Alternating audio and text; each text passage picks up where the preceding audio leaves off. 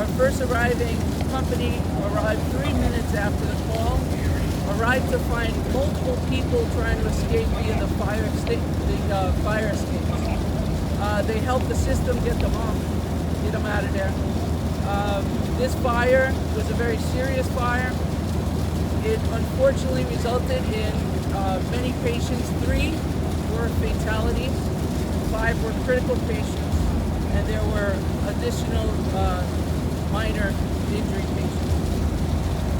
The one thing I can say that is critical and super important for us to all remember, especially in a time of crisis, is to close the door and leave the door closed. In this building, 6-story building, the apartments that had the doors closed had very little impact, no fire.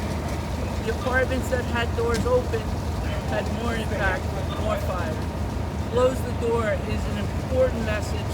We need everybody to understand. I know it's a scary situation in a fire.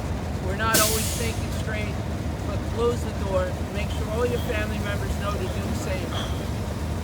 We're going to turn this over to Chief of Department, John Esposito, to talk to you about operations. Thank you, Commissioner, and good morning. When our units arrived here shortly after 12:30 this morning, they encountered a fire on the first floor in the public hall that was rapidly extending up the stairs. There was one single stairway in this building, and fire was consuming it from the first floor to the bulkhead on the roof. We eventually had fire in 8 apartments on multiple floors throughout the building. Very extremely dangerous and difficult firefighting operation that has stretched multiple hose lines and trying to stretch them up the fire escape while at the same time rescuing civilians from those fire escapes in the front of the building and the rear of the building. We did have multiple injuries, including 2 fatalities in the head. And this type of fire, with these injuries and especially with fatalities, really takes a toll on our firefighters and our EMTs and paramedics as they treat them. So we would ask for everybody's prayers for those affected.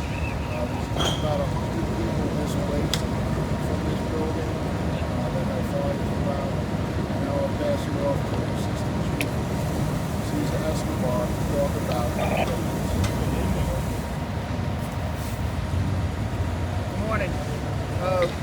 Our first EMS units arrived within minutes and encountered many patients and started working with our firefighter co-workers and treating the patients. We ended up having a total of 14 patients, one of them being a firefighter who was stable. We also had, like the Commissioner mentioned, we had 3 deceased. We had 5 critical patients transported to area hospitals, and we had 4 other non-life-threatening injuries.